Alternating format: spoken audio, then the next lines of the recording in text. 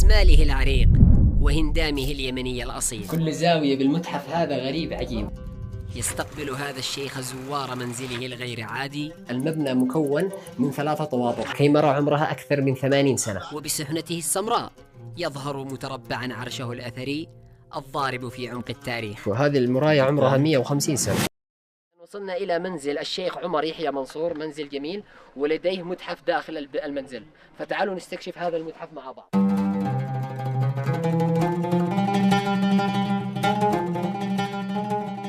أهلا وسهلا، أهلا وسهلا بكم. حيا الله من جابكم لا عزلة الصفة، ورحبوا على العين والرأس. ولنا الشرف أنكم وصلكم إلى هذه العزلة الكريمة، وعزلة قديمة لها تاريخ ولها معالم تاريخية. كما نظرتم المسجد الموجود هذا أمامكم، هذا له 700 سنة ما شاء الله. والفقي علي العريقي قبله له 800 سنة. هذه من معالم التاريخ القديم في العزلة هذه. ما شاء الله. نعم.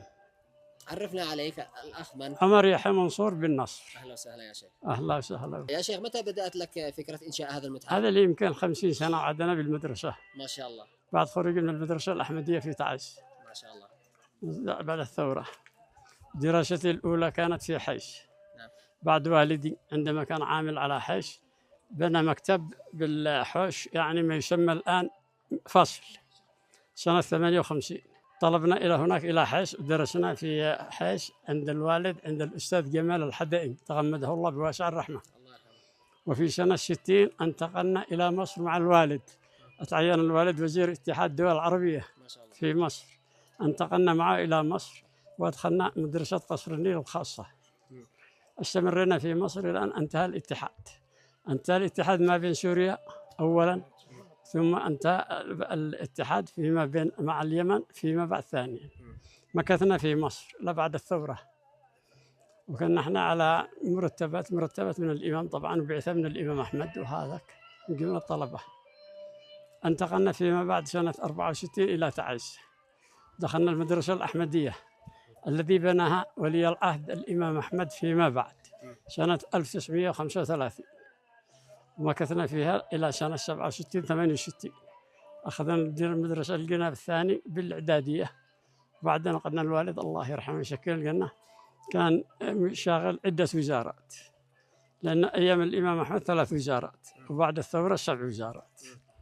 انتقلنا فيما بعد قال نخرج نمسك لنا أمورنا وكذا وكذا وكذا وكذا، وكفاية معنا 2 من أخواتي قالوا ندرسوا. محمد بن يحيى سنة 54 انتقل إلى مصر 54، وبعد إلى إيطاليا، وبعد محمد فضل أخي الذي صار مني بسنة وصل الدراسة حقه، وهكذا استمرت الحياة.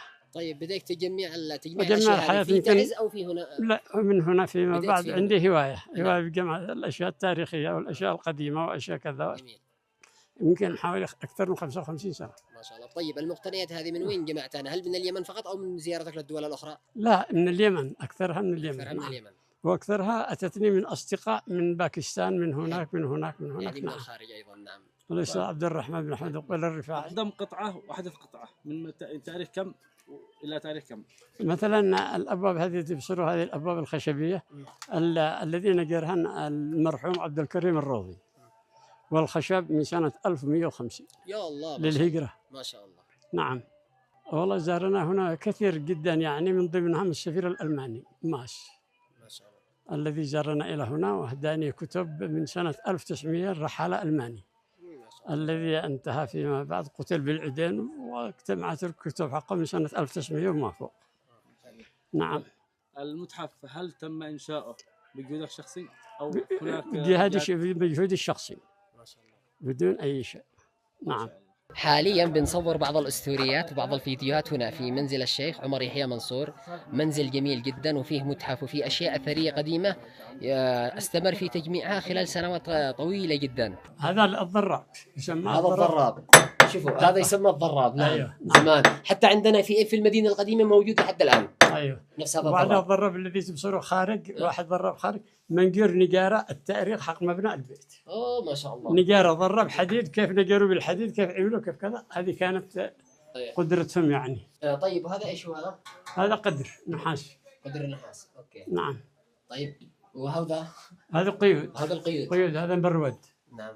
صنعاء. يسموها مرود. مرود. أيوة. وهذا هذا تعتبر الجفنة، هذه كان أصل الخشب الذي يستخدم للعجين لاستخدام البيوت الشخصية. قبل أن يوجد البلاستيك، قبل أن يوجد الحديد، قبل أن يوجد أي شيء. هذه يا حبيبي الأشغال اليمنية الذي كانت أعمال يمنية كلها، هذه أشغال يمنية. فيما بعد دخل العدني هذا الذي استورد من عدن قبل يعني قبل الثورة بحاجة. هذا السلك السلك الذي كان يمتد من محافظة الجمهورية إلى تركيا، والذي توجدوه بالتاريخ موجود. عندما كانوا يرسلوا البرقيات من اليمن إلى تركيا أو تأتيهم من تركيا البرقيات إلى هنا عند وجود الدولة العثمانية سنة 1290 للهجرة دخل اليمن. ما شاء الله. هذا الذي وجد. وهذا الرجل حق الباب الحديد حق الفروخ هذه. نعم. المعلوقة تسمى الإشريق. ما تيجي شدها. بعد تطلعها هكذا الأمان من هنا، ثم تقفل هذا وتطلع الأمان من هنا بمسمار، يعني اوتوماتيك. الحس اليمني الذي يعمل كل شيء. نعم. هذه أيوه. يا سلام. يا سلام. يا سلام. هذا نفس الشيء، هذا نفس الشيء الفروخ هذه. نعم. يعني هذا مجرد ذكريات مش باب. لا هذا باب، انما بس يعني كان مخلوع، كان مستخدم طالع. عندما بنوا البناء الثاني جنبه ما احتاجنا له. يا حبيبي مثلا هذه الحجر، هذه الميزان. تعتبر الفراسلة. الفراسلة عندما نقول فراسلة الحين ما يقولوش بالفراسلة. الكيلو هذا عرفنا احنا بعد الثورة. نعم الكيلو. نعم. من قبل كنا نعرف الرطل. ايوه. الرطل البغدادي 22 ريال فرنسي. والسركالي 16 ريال فرنسي. فهذا تسمى الفراسلة.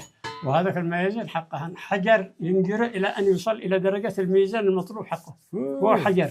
نعم نعم. هذا طبعا ما هو حديد، قد موجود 24 كيلو. أيوه، يعني هذه الرسمة معروفة. هذه حديد، هذه نعم. مستخدمة للعصر الحالي. وهذا اللي تحت؟ هذا الدقاق الذي دق الطريق حقنا حق العارضة. ما شاء الله. لأن كنا نحن نعمل بالطريق المبتدأ، فجرناه، كان نحن نفجر الديناميت ونعمل كل ما كان، ما أثرش الديناميت. نعم. الذي فيما بعد وجد الدقاق هذا. نعم. بس الدقاق هذا هو الذي جبناه. طيب وهذا باقي هذا معبر حق الدبابة أيام التخريب. هذا 85 ملي، الفتحة حقه 85 ملي، يسمى حق الدبابة. أيام التخريب عام كم مثلا؟ أيام التخريب بعد السبعينات. بالسبع يعني بالحدود هذا كويس. مع الحرب الأهلية. تمام. وهذا أيام حرب الانفصال. هذا ميدان. يعني الذي تقروا العربية هذا ب 130 ملي. الملعقة هذه معناتها 1900. هذه الملعقة أو ثاني مشروع أوجد الوالد الله يرحمه في محافظة إب ككل. لأن أول مشروع أوجده القاضي أحمد الشيخي سنة 1950 من المشنة إلى جامع الخطابي. يا سلام. وطلع قصب من عدن. الخطابي في حبيش صح؟ الذي كان في بين الخطابي من طريق بعد المشنة. أيه. فهذا المشروع الذي وصل الوالد سنة 54 ثاني مشروع على مستوى محافظة إب. ما شاء الله. وهذه البفتح حق الوزة. حلو. وهذه البفتح فيما بعد حق السبعينات. وهذه نوعية القصب. أيوة ما شاء الله. الذي كان نوعية القصب ما بين السمك وما بين الضعف. أيه. وهذا المخدر الذي كانوا يخدروا به الخشب. كله صناعة حدادي، مسمار حدادي وخشب حدادي والجلد حدادي. يعني كل شيء يدوي. كله يدوي. نعم. أيوة. هذه طاوة تعادل الطاوة النحاس. أيه. لأن الفن شغل عبد الكريم الرضي الله يرحمه يسكن الجنة اشتغلها مثل ما شغل الطاوة النحاس. طيب لماذا تستخدم؟ هذه كانت للأرض للأكل. نعم نعم. أيوة. حاليا يعني حاليا نفس الشكل ولكن حصير الآن يستخدم. حصير. حصير. هذه المواقد هذا من 150 سنة. هذا من 150 سنة. ما شاء الله. مكتوب بالخط البومبينج. وهم من الهند. نفس الشيء هذا القدور. نعم نعم نعم. جميل جميل. نعم.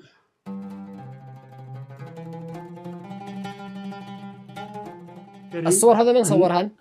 من يديك الصور؟ صور عديدة بالمئات موجودة معي. ما شاء الله. إنما هذا كان نموذج. نعم. نموذج بس.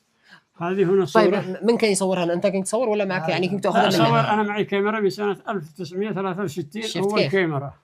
ما شاء الله عليك. هذا أنا خارج بالمدرسة. ما شاء الله ما شاء الله. جميل جميل. نعم. هذه حبيبي صحيفة الثورة، متحف اللي حبيبي كنز لا يفنى في أحضان الطبيعة. سنة 2012. 2012. نعم. نزلت. صحيفة زارنا الصحفي لهنا ونقل هذه الأشياء كلها. ما شاء الله. جميل. هذا هنا مثلا الولاة العثمانيين. هذه المرحلة الأولى من سنة 945 إلى 1038. المرحلة الأولى عندما دخلوا اليمن. نعم. وبعدها وقع الجلاء من اليمن 220 سنة.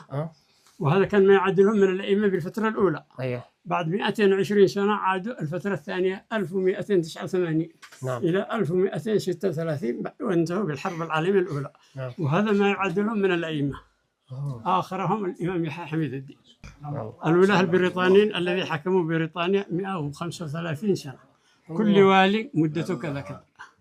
مثل العثمانيين كل والي مدته كذا كذا من تاريخ كذا إلى تاريخ كذا، من تاريخ كذا إلى تاريخ كذا. وهذا كله الفضل لله تعالى. نعم. للرجال الذي سبقونا والذي اشتغلوا والذي كتبوا. احنا علينا نشتري الكتاب ونقتني الكتاب ونخرج. نعم. حلو جميل. والفضل لله تعالى وللرجال الذي سبقونا كلهم. ما شاء الله. الذي عملوا هذا كله. تمام. هذا هنا مثلا الحديثة هذه رؤساء الحكومة في الجمهورية. من أول رئيس حكومة حتى آخر رئيس حكومة. وهذا محافظ اللواء. من أول محافظ إلى آخر محافظ. ما شاء الله تبارك الله. وهذا ما كان يعادلهم في المناطق الجنوبية. أوه ما شاء الله. نعم. ما شاء الله عليه. هذه الطائرة التي وصلت الوالد المرحوم. ما شاء الله. وهذه الصورة؟ هذه الصورة احنا أعضاء مجلس الشعب التأسيسي. أنت؟ أيوة. نعم. ما شاء الله. الشيخ عمر الواسط. والشيخ أحمد أمين عبد الواسع نعمان، الشيخ سليمان الفرح، الشيخ أحمد أمين عبد الواسع نعمان، السيد محمد عبد الله هاشم جرانع، الشيخ محمد أحمد الصبري، الشيخ محمد حسن دماج. هذا احنا في مجلس الشعب التأسيسي. ما شاء الله. وهذه الصورة لأول جلسة للمؤتمر الشعبي العام سنة 82. ما شاء الله. وين؟ في صنعاء؟ في صنعاء. وإحنا منتخبين من كل ناحية 4 5 والذي صدر بنا قرار جمهوري. ما شاء الله. في تلك الأيام من نحن 660 عضو 300 بالتعيين من علي عبد الله صالح. هذا إيش هذا؟ هذه الصورة هذا أيام الإمام أيام الحرب ما بين الملكيين والجمهوريين. هذا البدر من الإمام يحيى حميد الدين. وهذا عبد الله بن الحسن من الإمام يحيى حميد الدين.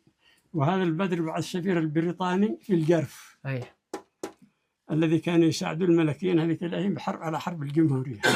وهذه صورة البيضاني عبد الرحمن البيضاني والسلال عبد الرحمن البيضاني الذي مكث في اليمن 2 و18 يوم. بعد الأحداث السياسية حصلت طلبوا الجلاء منه وسافر. أيوه. هذا حيمن.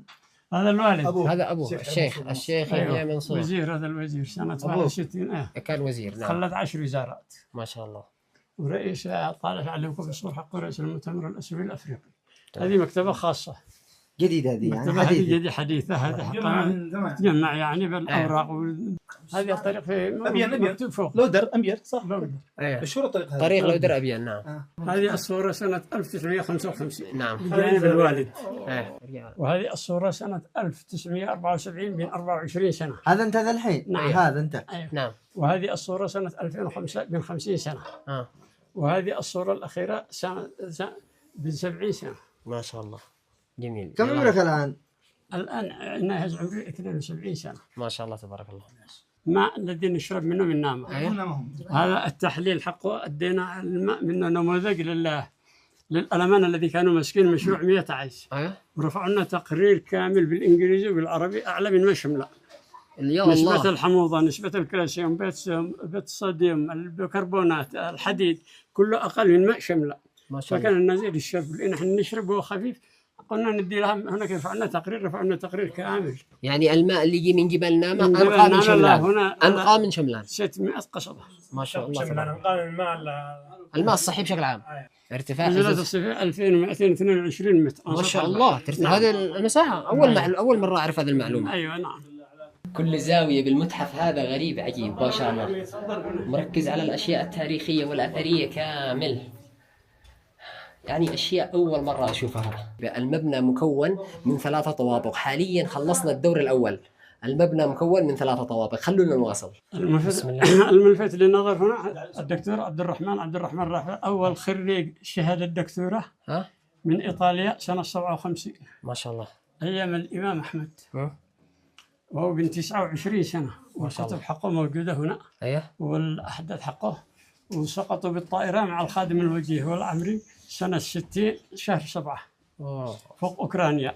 وهم كانوا مرسلين بوفد إلى الصين. نعم. وعند عودتهم من الصين إلى روسيا سقطت الطائرة واحترقتهم الجميع. وصلوا جثمانهم كل واحد إلى منطقته. نعم. قبر بالإيانات في تعز. نعم. هذا من بيت الحاضري هذا ثلاثة. الذي سنة 35 أرسلوه من ولي العهد الإمام أحمد لقتل عبد العزيز بن عبد الرحمن بالحرم. نعم. مشهورة بالتاريخ. وهذه قصتهم بالتاريخ والكتب التاريخ موجودة. قتلوا الاثنين بيت الحاضر والبن عمام الثالث. الملك سعود حصل على طعنه هنا وقتل العبد. وقتل الثلاثة، مشهورة بالتاريخ هذه كلها. هذا هنا مثلا اتحاد طلبة اليمن، هذا في سنة 58 في مصر. ما شاء الله جميل. نعم.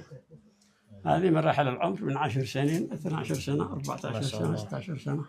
هنا الشيخ منصور عبد العزيز بن منصور من عمي. وهذا الشيخ منصور شايف العريقي. طيب هذا ايش اللي في العلا يا شيخ؟ هذا حبيبة الله، هذا الكاوية. الكاويات؟ هذا الكاوية. كاوية زمان على فحم. هذا الكاويات على فحم. نعم. هذا سيدي باب الحارة. أول صناعتها سنة 1882. نعم. وأهم شيء تاريخ صناعة الشيء. نعم. هذا الصندوق يا حبيبي، هذا من الهند. يا الله. قبل 130 سنة. 130 سنة؟ نعم. للشيخ منصور بن نصر من آثار قديم الشيخ منصور بن نصر. يا سلام. تبصر مها الفن، مها الصناعة، مها الزخرفة الذي وجدت بهذا الشيء. عندما يوجد هذا مثلا الحفر. يوجد الحفر هذا وينقش الخشب على قدر الحفر. الصناعة كلها الأنتكة هذه كلها يعني حاجة، ويعملوا الأشياء الثمينة. نعم. الذهب لكذا لكذا لكذا. هذا نفس الشيء من الهند، نفس الشيء. صناعة خشبية. هذا للبصائر. هذا البصائر، حقوق، أشياء، حاجات كذا من هنا كذا كذا تروح له هنا. إنما الزخرفة والفن والصناعة والتاريخ المدة الذي هنا. أول راديو دخل اليمن سنة 1352. ما شاء الله. مع علي بن عبد الله الوزير أمير لواء تعز. نعم. عندما نزل عبد الله بن علي بن عبد الله الوزير إلى عدن سمع الراديو هناك. وبعدها طلع للمقام الشريف لا تعز عند أبوه علي بن عبد الله الوزير طمتهم الله بواسع الرحمة. فيوصف لهم إنه يسمع جهاز في الراديو بينه كذا وبينه كذا ويتكلم كذا ويهدر كذا. يعني كانوا الموجودين بالمقام الشريف من سادة وقضاة ومشايخ، حاجة غريبة. قال علي بن عبد الله الوزير نزلوا عدن ادوا راديو. نزلوا عدن ودوا راديو يسمعوا خبر هذا كيف الراديو كيف الذي يتكلم. وهذا فيما بعد مراحل كذا. احنا كان نسمع الراديو فيما بعد ايام احمد سعيد القاهرة. نعم. احمد سعيد القاهرة المعلق السياسي الذي كان بالقاهرة والمتحدث جمال عبد الناصر. ضوء لنا ايام القومية العربية وايام كذا وايام كذا، ايام الزخم الثوري. نعم. فكان أصحابنا أيام عدم قبل الثورة وبعد الثورة بسيطة، حاجة بسيطة يعني، ينزل عدن اشتري راديو الذي بين أحمد سعيد القاهرة. الله. نعم. هذا اللي نعرفه. وسمعت من أحمد سعيد القاهرة بلقاء تلفزيوني قبل 5-6 سنين وتوفى الله يرحمه. الله يرحمه. أخواننا في اليمن كان ينزل عدن يشتري راديو الذي فيه أحمد سعيد القاهرة. نعم. يعني ما يوجد بالراديو إلا واحد أحمد سعيد القاهرة. ليش كان متميز في الإلقاء وفي الراديو حقه؟ كان بالراديو إذاعة مصر. إذاعة مصر. عندنا أيوة، عندنا دخل سنة 45 إذاعة. كانت تشتغل بالأسبوع وبعدها رجعت تشتغل بالساعة. سنة 1945. هذا البيك اب هذا البيك اب الحديث، وهذه المسجله نفس الشيء الحديث. هي كانت نوعا ما يعني حديث هذا. وباقي الجديد كان القديم الذي على الهندل، وذاك هذا مش معي دخله من صاحب. هذه صناعه الاسلحه، كل سلاح من هذا صناعته كذا كذا، صناعته كذا كذا، صناعته كذا كذا.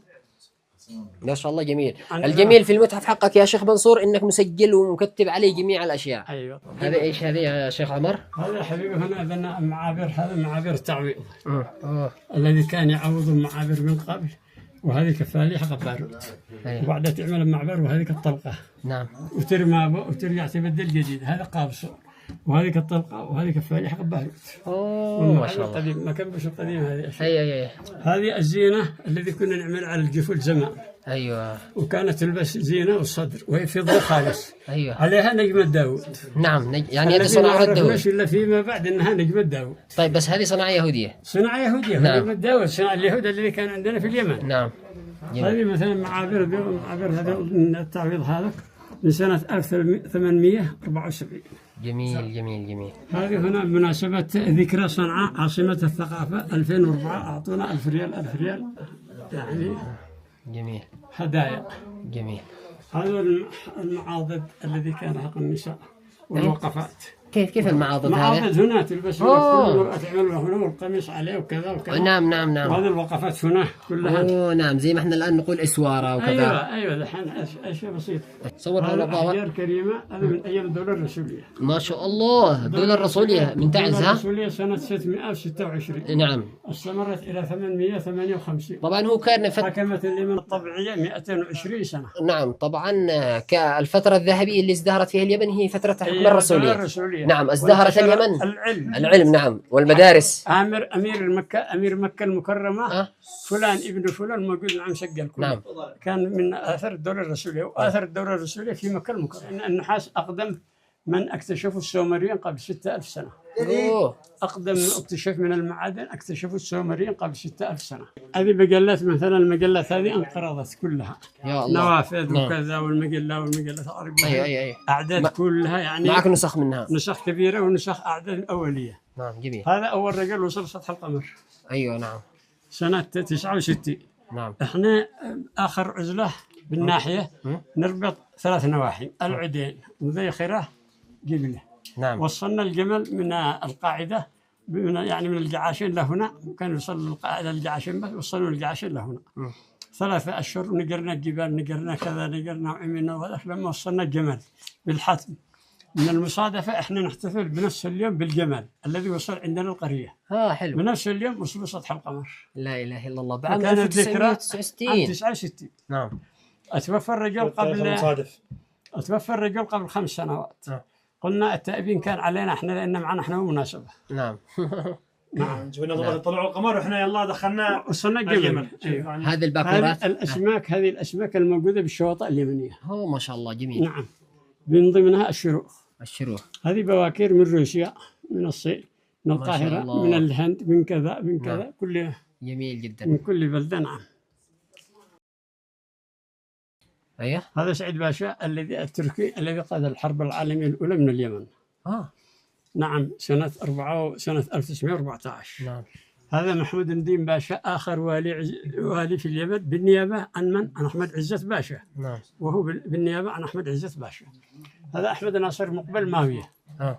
والسيد أحمد بن علي عبد الجبار المتوكل تعز. أيوه. هذا الثلاثة الذي حصلوا على لقب البشوية من تركيا: الشيخ علي بن عبد الله باشا، السيد أحمد بن علي عبد الجبار المتوكل، أحمد ناصر مقبل ماوية. سنة 1326 من السلطان عبد الحميد عندما ذهبوا إلى تركيا حصلوا على لقب البشوية. هنا في الأعلى الساعات. وهذا يا حبيبي هنا هذه الصورة لبداية العمل بمشروع السكة الحديدية في اليمن، الشركة فرنسية، سنة 1909. ما شاء الله. هذه عندما جاءت السيول دحين في تهامة أخرجت جانب من السكة. نعم نعم صحيح. توقفت الشركة بسبب الحرب العالمية الأولى. نعم. هذه النقشات هذه كلها الموجودة بالعامرية. نعم بالعامرية اللي بتعز. هذه العامرية سنة 920 وتبصر النقش اليمني واليد اليمنية الطاهرة التي كانت تشتغل. ما هي المادة وما هي كذا وما كذا. الشغل اليمني كلها. نعم. الذي كان يقول اليمن الذي. نعم.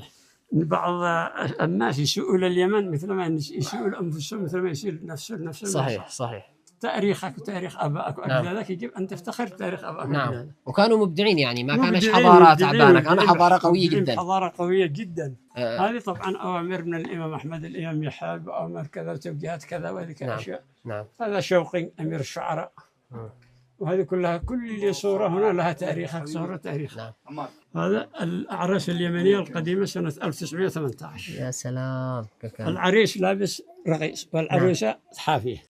قصيدة هنا للسلطان العبدلي صالح بن سلطان العبدلي الذي أتى مع السلطان مع نائب المندوب السامي البريطاني باول.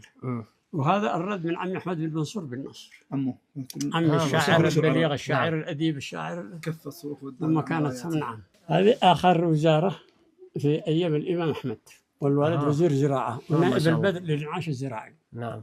هذا هنا حول، وهذه أول وزارة أول الثورة. وهذا الإمام أحمد وجمال عبد الناصر سنة 61 عندما عاد من إيطاليا في فيينا قناة السويس. أيوة جميل. نعم. هذا تاكش الياباني. صحبة اسمه صحبة. هذا تاكش الياباني من اليابان. يعني كان أبو دكتور طبعا. فأراد الرجل أنه يرسل ابنه، والولد عنده هواية تعليم اللغة العربية. نعم. أراد يتعلم اللغة العربية، فين يروح فين كذا فين كذا، فبيدوروا بالخريطة بشبه الجزيرة العربية. نعم. لقوا حاجة بشبه الجزيرة العربية، أخيرا اليمن. قالوا تروح اليمن، اختار اليمن.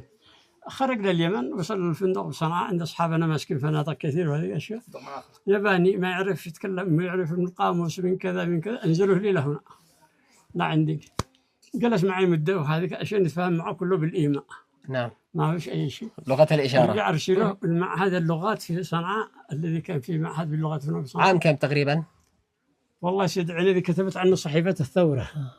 عام 2000. 2000 عام 2000 2000 أيوه. يا سلام. وبعدها أرسل كل معهد اللغات في صنعاء. كان الأستاذ عبد الرحمن بن أحمد مقبل ابن عمتي هذا أهلنا، وهذا الذي كان هنا، وهذا الدكتور يحيى عبد الرحمن حميدان ماسك بالمعهد، وخريج باكستان يجيد 4 لغات. ما شاء الله. مدير ناحية، ويشتغل بمدير كان بمعهد اللغات. نعم. فبيدرسوا الرجل اشتغل لمدة 4 سنوات، عفوا 2 نعم. بالمعهد هذا. وكان ينزل عندنا الديانة حقوبذية.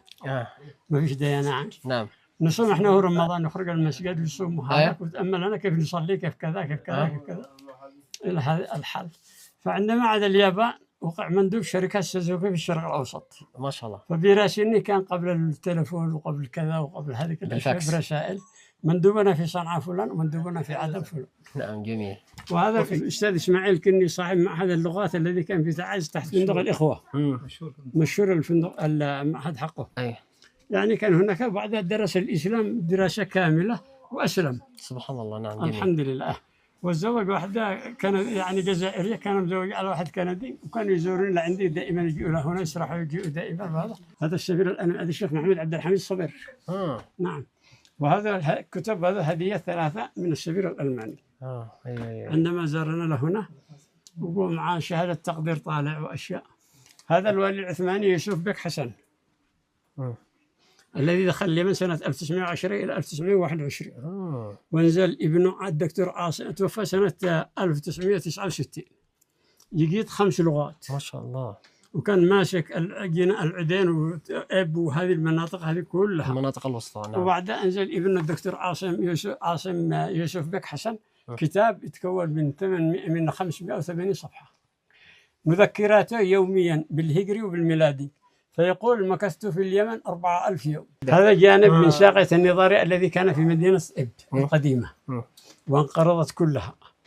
والذي كانت هنا ساقية النضاري، وهذه إب سنة 60. هذه مدينة إب سنة 60. طيب هذا سور الصين. هذا سور الصين. قصته؟ لا صورة في صورة الكاري. 3500 كيلو. هو من عجائب الدنيا. من عجائب الدنيا السبع. عندما وصلوا سطح القمر بان ما ظهر إلا هو على الكرة الأرضية. هذه ساقية النضاري في مدينة إب. كيف؟ ساقية النضاري هذه. ساقية النضاري الذي كان من المشنة الجامع الخطابي. نعم. هذا الإمام أحمد والجمال عبد الناصر وسعود. هذا عندما كان الاتحاد الفيدرالي ما بين مصر واليمن وسوريا الذي أقيم سنة 58. يا الله. 1958. فكان التدخل المصري زيادة في سوريا أنهوا الاتحاد. نعم. احنا أنهي الاتحاد بقصيدة من الإمام أحمد عندما أعلن جمال عبد الناصر التأميم لأراضي حق البشوات. أيوة. استلموا قصيدة، والقصيدة موجودة. انتهينا من الاتحاد هذه الأيام. نعم. هذه البديعية للشيخ منصور بن نصر، علم البديع. علم البديع. نعم. هذا في علم البديع الجدي للشيخ منصور بن نصر. ما شاء الله. تغمده الله بواسع الرحمة. هذا الشعر الغنائي في اليمن. ما شاء الله. 10 أجزاء من 1910 حتى وقتنا الحالي. من الكاتب حقه؟ كل قصيدة. من الكاتب؟ والمؤلف والملحن والمغني لها. من المؤلف؟ أيوه. من هو؟ هذه الذي من اسمه بالطباعة صنعاء بالتوجيه المعنوي. بس من هو الكاتب؟ لا، التوجيه المعنوي جمعوا له. أي. جميل. وهذا البدر والأستاذ الشهيد النعمان والشهيد محمد الزبيري. نعم. هذا أرانب. جلد أرانب على آية قرآنية. هذه المكتبة التاريخية، هذه كلها الكتب التاريخية، وهذه الكتب منها الجانب الدينية، وهذه الكتب التاريخية، وهذا الجانب الديني. نعم. آخر ما طبع ما اجتهد القاضي إسماعيل بن علي الأكوع تغمده الله بواسع الرحمة، هجر العلم وعاقليه في اليمن. 4 أجزاء، والمستدرك والفهرس. جمعوا لمدة 20 سنة ما شاء الله. من دول، من أوروبا، من أمريكا، من كذا، ثم موجود الكتاب حقه بكل دولة كم مكث فيها، وما هي المخطوطات اليمنية الذي هجرت إلى الدول هذه، والذي هجروا بها من زمان اليهود الذي كانوا يقتنوا الكتب هذه بأغلى الأثمان ويشلوها من اليمن بأرخص الأسعار. جميل جميل. وهذه نحاس. هذا كله نحاس. كله نحاس. التراث القديم. هذا هنا قبعات، هذا عبد الله بن يحيى حميد الدين الذي قام بالثورة سنة 55 على الإمام أحمد. أيوة. مع الثلايا ومن موجودين معه. البدر مع الجانب الأمريكي. أيوة. الحسن بن يحيى حميد الدين مع محمد نجيب أول رئيس جمهورية إلى مصر سنة 52 إلى 54 وبعد عبد الناصر. هذا شهادة تقديرية من القاضي إسماعيل بن علي الأكوع والقاضي محمد بن علي الأكوع المؤلفين الذي يعطوني كانوا الكتب ما تخرج من كتب إلا وإهدى منهم إلى ما شاء الله. جميل جميل. لأن زيارتي لهم كانت يعني متواصلة دائما. نعم. هذا حبيب من حكموا اليمن خلال قرن. خلال قرن. أيوه. ابتداء من الإمام يحيى حتى آخر واحد. هذا ما كان في المنطقة الجنوبية وما كان في الشمال. وهذا هنا مختصر كامل. هنا ابتداء من الإمام المنصور أبو الإمام يحيى، مولده ودعوته ومدة حكمه ووفاته حتى آخر رئيس جمهورية. يا سلام. بهذا الشكل. هذا بيت باسلامة، الشيخ محمد أحمد بن عبد الله باسلامة والشيخ إسماعيل باسلامة، هذه قبورهم الذي في أب، لأنهم كانوا أصدقاء جدي وأصدقاء الأسرة كاملة وفينا نحن وهم النسب. نعم. هذه هنا الآية الكريمة نصرا من الله وفتحا قريب. نعم. هذه أخذت من غلاف مصحف قديم قبل 100 سنة. ما شاء الله. نعم. وداخل الآية الكريمة ياسين كاملة. يا الله. كيف كانت القدرة في تلك الأيام قبل 100 سنة. الآن كل شيء حديث. يا سلام. ما تقولش ما فيش حاجة غريبة اليوم. أنا أشكرك كل شيء يا حديث شيخ يعني ما فيش حاجة غريبة. ياسين كاملة داخلها. شوفوا يا إخوان سبحان الله والإبداع. عجيب عجيب يا شيخ عمر. هذا حبيب الولاة العثمانيين. نعم. الذي حكموا الذي حكموا نعم. أوروبا وأفريقيا وآسيا. حكموا 625 سنة. نعم. هي أطول. فهذا هنا من أول ولي عثماني حتى آخر ولي عثماني سلطان عبد الحميد. نعم. هذه بالمرحلة الأولى وهذه المرحلة الثانية، مرحلة القوة هنا ومرحلة بدأت النهاية. نعم. بكذا. هذا هنا عندكم العامرية. هذه وثيقة الشيخ منصور بن نصر، شيخ مشايخ ناحية دشرق. هذا احنا ما احناش بناحية السفا، ناحية دشرق الذي كانت الجاوري للسياني قبل أن تقع السفا. نعم. قلت العامريون. العامرية هذه العامرية سنة 920. يا الله. هذه النقشات كلها بالعامرية هذه. والذي موجودة بالعامرية يعني هذا كله العمل يمني. يا الله. والقدرة اليمنية سبحان الله العظيم. نعم. اليمني مبدعين على مر العصور. اليمن لهم القدرة، لهم يعني كيف كان مو المادة الذي كان يستخدمه. نعم. الرنج وهذا نقول اليوم هذه أشياء حديثة وكذا وكذا، والنقش والتنظيم وهذا أشياء يعني إبداع يمني سبحان الله العظيم. هذا هنا الريال الفرنسي، هذا بحث منه حول كيفية تسديد قطعة النقد الاجتماعية والاقتصادية. هذا الريال الفرنسي الذي هو نمساوي الأصل. دخل اليمن سنة 1780. نعم. مع البعثات الفرنسية واستخدم في اليمن الريال الفرنسي فضة خالص صافي. نعم. هو نمساوي الأصل من فيكتوريا. نعم. وهذا الواجهة حقه. وهذا وملخص الكلام هذا كيف استمر؟ كيف تسيدت القطعة هذه صحيح فترة من الزمن؟ استمرت فترة من الزمن لا قبل لا سنة 64 الثورة. نعم. وبعدها بدأوا يعملوا الورقة القطعة الجمهورية. هذا النقود اليمنية عبر العصور. يا سلام. تقرأ على كل ما كان من العصور الدول اليمن كلها. يا سلام. حتى لما توصل قديمة. حتى لما توصل هذه الطبعات الجديدة هذه الريال والخمسة والريال. يا سلام يا سلام. وكل قطعة متى أنشئت ومتى طبعت ومتى كذا. والله إنه كنز. عبر العصور. ما شاء الله عليك. نعم. نعم. هذا حبيبي كتاب الإكليل. نعم. للحمداني. هذا جمعه واحد مصري سنة 1368 والذي قد قصته موجودة إن كان قد كان مرجوم في محلات خلافية ومحلات كذا ومحلات كذا يعني بالنفايات. وأخرج الكتاب الإكليل هذا لأن الذي أخرجه القاضي محمد بن علي الأكوع على 4 الأجزاء، والأجزاء وهم الأجزاء كلهم 10.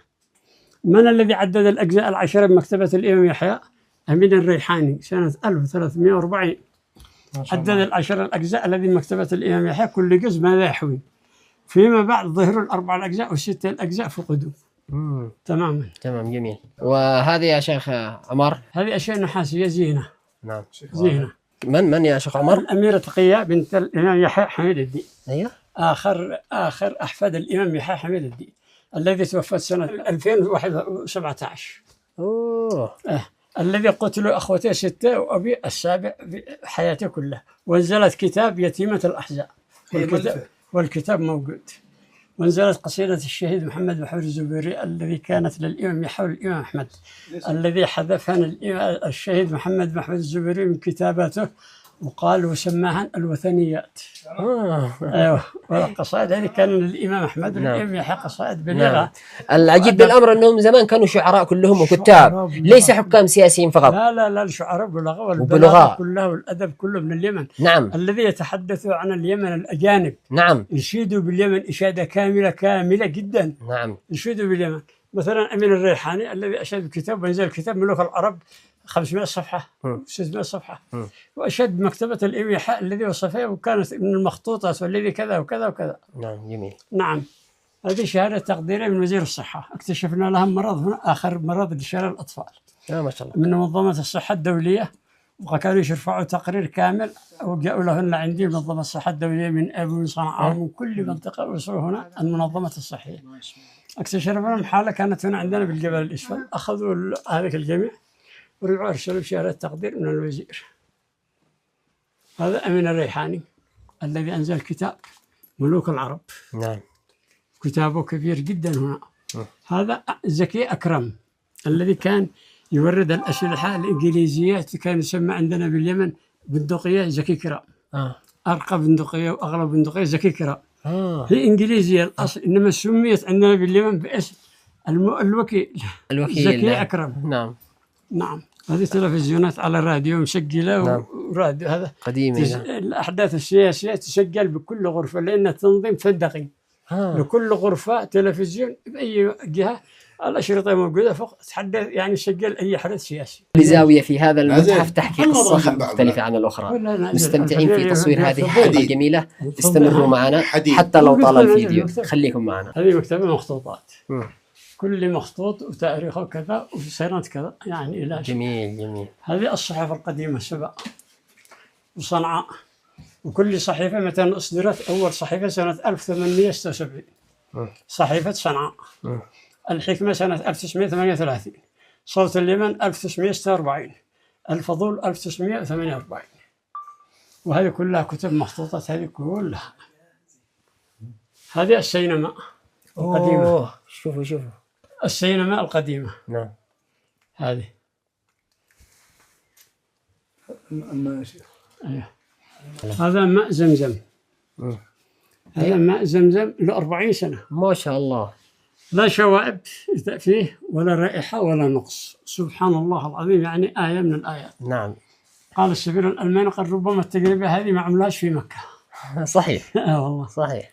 هذه البنادق القديمة مثلا هذا سنة 1886.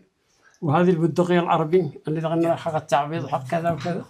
بعد هنا الخشبي. هذا البندق الخشبي فيما بعد الكندا البيشلين. هذا بسنة 1874. يا سلام. هذا كان إيطالي الذي كان خاص بحراسة البدر. وهدية للبدر للحرس الخاص بوليس. وهذا الجرماني قناص أمريكي. ليش أهدي هذا؟ شكله كان إمكانيته عالية في هذاك الوقت. في ذاك الوقت هو بوليس يعني. نعم. هذا الجرماني كان هذا أغلى بنادق وأغلى شيء كان قيمته 400 ريال فرنسي. يا الله. مع الناظور. أبو ناظور. أبو ناظور. هلا ندري من يفتح. طبعا 1953 قديم جدا. قديم يعني في تلك الأيام. نداولها بين الناس. هنا مثلا هذه أشياء يعني مثل ما تقولوا هذه الصناعات هذه فخار. من العفو من الرخام. وهذه أشياء رخام. هذه الأشرطة الأحداث السياسية. حرب الخليج. أحداث الوحدة. خطابة جمال عبد الناصر. كل حدث سياسي تاريخه كذا كذا كذا. ما شاء الله. مؤرخ لكل تاريخ فيه. هذا ميزان المرتفعات. هذا الذي ميزان المرتفعات الذي يعطينا كل بلد يعني ارتفاع عن سطح البحر كذا كذا. هذه الأحذية القديمة. الحين كل واحد يصور كيف يصور نفسه. لا يصورنا عندي هذا مجرد إضافة، أنا اللي أصور. هذه الأحذية القديمة. نعم. هذا كان قيمته قرش إلا ثمن. يا سلام.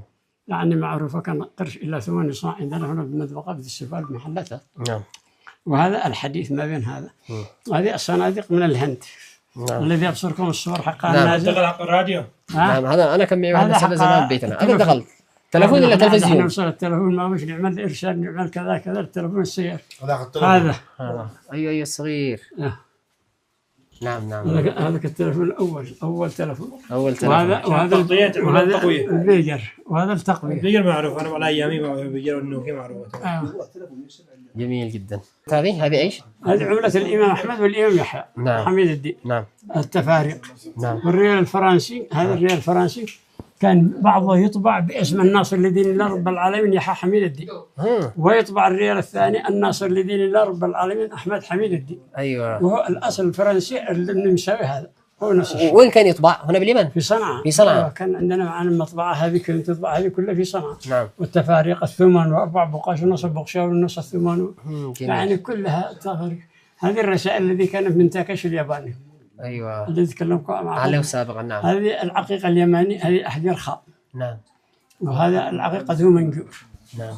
هذه كاميرا سنة 63. يا سلام. هذه أقدم كاميرا. هديت لي من الشيخ عبد الجليل بن شبل محمد بن سعيد، والذي أهداها له أخوه حمود الذي كان يشتغل في عدن. نعم. وهذا القفل الغثيمين. أيوة هذا هو القفل الغثيمين. القفل الغثيمين هذا صناعة اليهود. أيوة نعم. مكتوب صناعة حبيب فوقه. بالنقش. أيوة. مفتاح حقه حديد وهذا مفتاح. هذا مفتاح دار الدفدف حق الشيخ علي سعد قبل 160 سنة. يا الله. وهذا هنا مثلا الريال الفرنسي هذا قلنا لهم عليه النمساوي الأصل. هذه الأقفال البريطانية.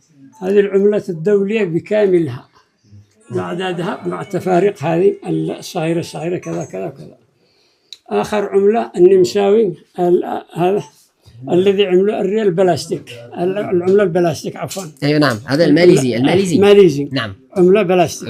عملتهم بلاستيك لحد الآن ما زالت بلاستيك. هذه حقنا أشياء. حتى حاليا بالسعودية بدأوا يصنعوا العملة البلاستيك. هذه أشياء في فئة 5 ريال. هذه كلها فضية خالص. فضية خالص هذه صافي. من عمر كم؟ من عام كم؟ من 60 سنة من سنة 60. يا سلام. هذه الأقلام هذه كانت بيجي هدايا. هدايا مقتنيات. معي أنا من نوضة ملاعب. السينما من عام كم؟ هذه السينما هذه نفس هذيك السينما. وهذه الأشرطة حقه نفس الشيء السينما هذه. حاليا وصلت للمكان اللي أحبه هنا يا إخوان، في كاميرات قديمة جدا جدا، كاميرا عمرها أكثر من 80 سنة. هذا المكان الجميل والرائع صراحة، مستمتعين بتغطية هذا المتحف. المتحف هذا وين؟ في منطقة ذي السفال، قرية الصفة، منزل الشيخ عمر يحيى منصور. واحد من أجمل المتاحف اللي دخلتها، روعة روعة روعة روعة جدا. يا أخي إيش قدرة الإنسان هذا في تجميع المقتنيات هذه خلال السنوات هذه الكبيرة. المتحف كبير جدا. حاليا لنا ساعة نصور 3 أدوار متكاملة، شيء رهيب. أنتم بتستمتعوا بالفيديو هذا. تابع الفيديو للأخير بتشوف. هذه من تركيا وبعدها بسمك يعني سمك كبير جدا وعليها 6 براويز. شوفوا هذه المراية عمرها 150 سنة. وهذه أول مراية دخلت اليمن سنة 1912 للإمام المهدي صاحب المواهب. يا الله. من البعثة الفرنسية. أول مراية دخلت اليمن قبل 311 سنة. يا سلام. للإمام المهدي من البعثة الفرنسية. كانت أول مراية دخلت اليمن. نعم. هذا 6 براويز، كل براويز لها نفسها. ما شاء الله. ما شاء الله. هذا الصور هذا سنة ما دخلنا مصر. أنا 10 سنين مع الوالد المرحوم الله يرحمه. نعم. وهذاك أخي وهذا كذا وهذا كذا. نعم. هذا التلفزيون راديو مسجله وتلفزيون. هذا كان 3 مع بعض.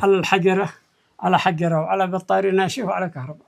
يا سلام. هذه الآلة الكاتبة من سنة 5 شغال شغالين كلهم جديد، كله شغال. هذا روعة. كلهم شغال. وهذه الآلة الكاتبة من سنة 75 الذي يكون يتعلم عليها الطباعة. هذه كان بالحروف البارزة. طيب عندك معلومات شو صناعة هذا التلفزيون؟ ناشونال. ياباني. وهذه الجنبية الذي اشتراها الشيخ ناجي بن عبد العزيز الشيخ ب1,000,000 دولار. جنبية الإمام أحمد حميد الدين، والذي أرسلها الإمام يحيى حميد الدين للإمام أحمد ولي العهد كان صدرت سيدة الجنابي. فالتفاصيل حقها كلها موجودة فيها. اوف اوف اوف، $1,000,000. هذا استغرب ما قص ولا يشوف؟ هذا قص، هذا جبس. نعم. هذا الولد هنا مع قائد القوات المصرية. ما شاء الله. هذا الولد هنا مع الشهيد أحمد الكبسي، عضو مجلس الرئاسة سنة 63. وهذا مكي أبو الدكتور محمد حسن مكي. وهذا الوالد في أفريقيا رئيس المؤتمر الآسيوي الأفريقي سنة 63. وهذا هنا مع المجموعة في مصر مع الأمير من آل سعود والسيد محمد أحمد باشا، وهذه مع السيد المخطوطة. محمد أحمد حميد الدين. والصناديق ايش؟ وهذه هذا المخطوطة. صناديق أبنوس، هذا أبنوس من النعام الخاشب الممتاز. وهذه المخطوطة بسم الله. هذه المخطوطة جلد، الجلد هذا على الجلد. وهذه حبيبي الأغناء، هذا الشعر، هذا الغناء، هذه القصائد، هذه الأشرطة القديمة التي كانت للأغاني القديمة باللحن والكلمات والمغني، بس كحي كبير. يعني مثل تقول أغاني الزمن الجميل بكل ما تجود به من كلمة ولحن وإداء لن يعود. نعم. كان كل الآن طبال وكلام فارغ، لا نعم صحيح. لا شعر لا كذا لا كذا. أيام ما كان جمال عبد الناصر الله يرحمه، أيام ما يعني كانت السيدة أم كلثوم تغني بأيام الملكية، فكانوا يجي يقول جمال عبد الناصر إن يا مولاي سيدي الرئيس إن السيدة أم كلثوم كانت تغني أيام الملك فاروق أيام كذا وأيام كذا. قال يعني كل ما كان ماضي خلاص ننتهي منه، نبدأ ننتهي من الأهرامات. نعم. الذي لها 3000 سنة. نعم. يعطوه الدو أم كلثوم، لا هناك لا عنده ما حق بس دبلوماسي. لا تغني بالأوبرا الذي بناها إسماعيل باشا. نعم. لا تقام فيها خطاب إلا خطابة جمال عبد الناصر أو الحفلات الشهرية لأم كلثوم كل خميس آخر من كل شهر. يأتوا من الخليج من الدول العربية من كذا طائرات، وهذا آخر كل خميس من كل شهر لحضور الحفلة هذه التي تقيمها السيدة أم كلثوم. الملحن محمد عبد الوهاب المغني منح درجة لواء، مرتب لواء مرتب كذا وكذا إلى أن توفى وبشهادة تشييع شهادة لواء. جميل. كان يراعي للفن قيمته وللحن قيمته وكذا وكذا. يا سلام. وهذه جوازة حقنا من سنة 60. وهذه شهادة التطعيم الدولية المملكة المتوكلة اليمنية. أوه. الذي يقول أيام الإمام ما كان باش أيام الإمام كذا يا خبر ما ننهيش تاريخ بلادنا. نعم. يعني زمان كان في تطعيم بالصدق، نتحدث بالتاريخ بعيد عن السياسة. نعم. زمان كان في تطعيم وفي تحصين وكل شيء. تحصين شهادة تطعيم دولية. نعم. شهادة تطعيم دولية عمرها أكثر من 60 سنة. عطر منذور بخشب. يا سلام. الغلاف خشب والشوال نفس الشيء محلي. وهو كله أجنبي. يا سلام. هذا كله شركات أجنبية. وهذا الجواز حقي الأخير آخر جواز لي درجة في الوزارة. ما شاء الله. جوازات خاصة أو دبلوماسي. هذه هنا. وهذه باقي هنا نواظير قديمة جدا. كل ناظر له تاريخه كذا فوقه. 1969. هذه هنا صحيفة مجلة العربي. هذه كان أشهر مجلة. أحمد زكي. نعم. سنة 58. نعم. فهذه أول صورة الأول عدد من المجلة. سنة 1958. نعم. الفتاة عراقية. أيه. وهذه 2008 وقد عاقله. أيوة. وهذه اللوحة حقه بإيده. أيوة صح. صورتها حق الأولى. نعم. نعم. هذه فلسطين الذي قسمت أيام ما كانت فلسطين الحرة. هنا الحي الإسلامي، الحرم الشريف، الحي اليهودي، الحي الأرمني، الحي المسيحي. هذه والآن احتلت كلها، احتلال كامل. هذه الصناعات، تاريخ كل حاجة صناعتها كذا كذا كذا. هذه اللوحة الثانية واللوحة الأولى تحت. مثلا صنع القلم، مثلا صنع الكمبيوتر، مثلا صنع كذا، مثلا صنع مثلا يعني كل حاجة ولا تاريخ صناعته كذا. هذه اللوحة التي تآثر هي الآثار اليمنية القديمة؟ أيوة. لا هذه آثار قديمة دولية كلها. صناعات كلها دولية. أيوة. هذا هنا سجاد العود، سجاد شجرة العود. يعني تبخه بقليل ماء يدير رائحة مثلا 6 ساعات 10 ساعات 5 ساعات. سجاد كل مرة هذا ولا استخدام مرة واحدة؟ لا يشتغل مرار عديدة يعني. الحمد لله. هذا من البن. لا هذا من البن، مسبحة من البن. ما يتلفش؟ لا يابس له مدة طويلة. بس يبقى على ما هو. هذه فضية كلها فضة خالص. الريال 40 مقشة و80 بيشة. هذه مثلا بيشة. هذا عايشنا كلها. مليون يحيى. حميد الدين. التفاريق. الريال الفرنسي، هذا الريال الفرنسي كان بعضه يطبع باسم الناس اللي دين الله رب العالمين. هذا جلد ثعبان 3 متر و60 بعرض 60 سنتي. يا ساتر. نعم هذا من افريقيا. يا الله. اناكوندا. اناكوندا من افريقيا هذا كله. جميل. ما يجيش بالحجم هذا. لا اناكوندا هذه مثلا عطورات خلاصة العود بالمضارب كريستال. يا سلام. الكريستال أغلى شيء من المسابح، هذه كريستال وهذه مسابح أحجار كريمة. هنا أقلام يعني من النوع الممتاز، أقلام ثمينة ولا هكذا. هنا أشياء مثلا الذهبية، وهذا نص ذهبية وهذه نص ذهبية وهذا أوميجا. كل واحدة لها يعني مكانتها. هذا المسابح اليسر. اليسر الأصلي الذي يعتبر اليسر الأصلي، وهذه أحجار كريمة. جميل. وهذه مسبحة 1000 حبة الذي فوق الجلد حقها ثعبان. يا سلام. نعم. هذه هنا العهدة العمرية. العهدة العمرية. الأهل إيليا سنة 15. الذي عملها من؟ عمر بن الخطاب. لا إله إلا الله. شهادة من؟ خالد بن الوليد، عمرو بن العاص، عبد الرحمن بن عوف، معاوية بن أبي سفيان سنة 15 للهجرة. يا سلام سلم. هذه نقلا عن العهدة العمرية الأصل.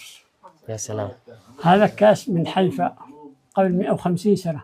من حيفا الذي في فلسطين الذي كانوا يصنعوا الملون. أول الناس من صنعوا الملون هم قبل الدول الأوروبية، صنعوا في حيفا الملون. شوفوا هذا هو. العرب مبدعين بكل شيء الحمد لله. الحمد لله. رمسيس هذا تمثال مصري. نعم. لكن انظر للعيون حقه يتابعك أينما كنت. يا سلام. تتحرك العيون معك. والله حقيقي. ترجع يمنا ترجع يسار. والله حقيقي يا إخوان، والله حقيقي يا شباب. أيوه. شوف ينزل بعدك. انزل. نفس اللوحة حق الموناليزا. يا سلام. شوف يا إخواني لاحقني. طبعا مش مركز على الأشياء الأثرية فقط، حتى العطورات معه مجموعة من العطورات كثير جدا، وهذا واحد منهم. تسلم تسلم، طيب الله وقتك. تسلم. فعنده موسوعة ومجموعة كبيرة جدا من العطورات. من 60 سنة. كيف هذه العطورات؟ هذه انقرضت من 60 سنة. هذه. يا ساتر. هذا تو آدم. تو آدم. صناعته ايش؟ يمني ولا باكستاني؟ طبعا هذا أجنبي كله، مش عندنا احنا. يا سلام. صناعات. هذا أولاد الشيخ منصور بن نصر. ما شاء الله. نعم. هذا الوالد، وهذا عم محمد منصور، وهذا الوالد، وهذا عمومي جمعه. ما شاء الله تبارك الله. وهذا جدي الشيخ منصور بن نصر، وهذه ترثية من الشيخ محمد أحمد منصور. يا سلام. هذه عائلة ثقافية ما شاء الله. وفاة الوالد الله يرحمه. هذه الشهادة التقديرية من السفير الألماني. هذه أحجار كريمة، هذه كلها هذه رخام. يا سلام. مجلسة على الخشب، والمنفل هذا رخام، وهذا زجاجي فوقه. يا سلام. على المجلس كله. ما شاء الله عليك. نعم. صورة هذا الحصان هذا تلفون. نفسه تلفون هذا. أيوه. أيوه. نعم. تلفون الشعر المؤتمر الشعبي قديما. نعم. طبعا الشيء الجميل انه الشيخ عمر يخزن في هذا المكان، واضح، وعلى هذه الإطلالة الجميلة. نعم. يا سلام. حتى ذكي في اختيار الزوايا. يجلس في هذا المكان يخزن على هذه الإطلالة الجميلة. شوفوا أن كل واحد منكم يا سلام. طبعا المسجد هذا حسب كلامه عمره 700 سنة. المسجد هذا حسب كلامه عمره 700 سنة. شوفوا على إطلالة. حنش. نعم. حنش حقيقي. حقيقي والثعلب حقيقي. مدلونه. كيف؟ هذا مرفوع فوق. لا جابوا هذا على سب صورونا. صوروه مع هذا حنش حقيقي وسنجاب. يا الله. شوفوا هذا حنش حقيقي وسنجاب. شوفوا. نعم. محنط تحنيط. نشوف تلاحظوا ان المجلس كبير جدا وفيه اشياء كثيرة جدا. حاليا في 3 طوابق يا اخوان. 3 طوابق متكاملة، متحف داخل المنزل. مثلا تقول الزي العربي. نعم. وهذا الزي الأرضي والكنب العربي القديم اليمني الأصيل. شوفوا هذه مسبحات. شوفوا عنده جميع أنواع المسابح. شوفوا كيف واحدة والثانية والثالثة. جميل جدا. المتحف متوسع وفيه من كل ما. هذه عقيق. هذه الكهرب. عفوا كهرب. هذه كهرب. يا سلام. وهذه والكهرب، وهذه خشبية. يا سلام. نعم. وهذه الثالثة. وهذه ما معدنية. نعم جميل. وهذه زجاجية تحمل أسماء الله الحسنى 99. يا سلام. شوفوا هذه مسبحة تحمل أسماء الله الحسنى كامل 99. أسماء الله الحسنى 99. يا سلام. وهذا الصحن فضي خالص. وهذا فضة خالص. هذا من باكستان. من باكستان. جميل. الحلو في المعرض هذا أو في المتحف إنه مرتب، مقسم أجزاء، 3 أدوار، كل غرفة فيها قسم. جميل جدا ورائع. أحييك يا شيخ. البيت الدار كله مستقر هنا، مع القسم الداخل القسم العائلي. جميل. أقسام عائلية وحوش ومطابخ خارجية وأشياء عائلية كل حلو مكان. حلو جميل، منظم نفسك. نفسه مستقل. جميل جدا صراحة، متحف رائع رائع جدا. بالمبنى أنا في الآخر نفس المبنى، في المبنى كله، إنما بقسم يعني هنا متواصل مع البيت، هنا الدور الأول والدور الثاني والدور كذا. أيوه جميل. موقد إبريق شاهين. إيه عمدان الشمع. أيوه صح. عمدان شمع، وهذاك أيضا عمدان شمع. هذه ايش كانوا يستخدموا زمان؟ للورد. للورد. بس. وهذه مثل هذا متافل نحاسية. متافل نحاسية. إنما النقش نقش هذه أشياء ولكن تستخدم معدنية، وهذه للزينة. للزينة نعم. هذا ايش اسمه هذا؟ هذا الدلة. إبريق دلة. نعم دلة صح. شوفي في هذا المكان أيضا جميع المطايب والكاسات. أيام التخريج. طالع على المتافل، وهنا جميع الكاسات يا أخي مرتب وضعه. شوفوا هنا الثلاجات القديمة، هذه الثلاجات قديمة جدا، كنت أبحث عن واحدة مثلها ما على شفت. الشاطئ على الشاطئ كرسي. هذه تحفظ الماء لمدة طويلة. نعم شوفوا يا سلام إبداع. أنا معي واحدة نفس هذا اللي تحت مكسورة. نعم غيرت داخله من هذا الحديد، صلحتها وغيرتها من الحديد. جميل جدا. ايوه كهرباء كان فاعل فيش كل دي كبس. أيوة. كله كان. نعم 18 شمسيه يتسهل الطريقه. نعم. هذه المعاهدات والاتفاقيات المعقودة بين الدول اليمنية وبعض الدول العربية والأجنبية. من سنة كم؟ 1933. الذي قالوا ما لناش أي علاقة بالدول الأجنبية ولا لنا كذا أيام الإمام، إنهم قفلوا علينا وإنه كل هذه سياسة.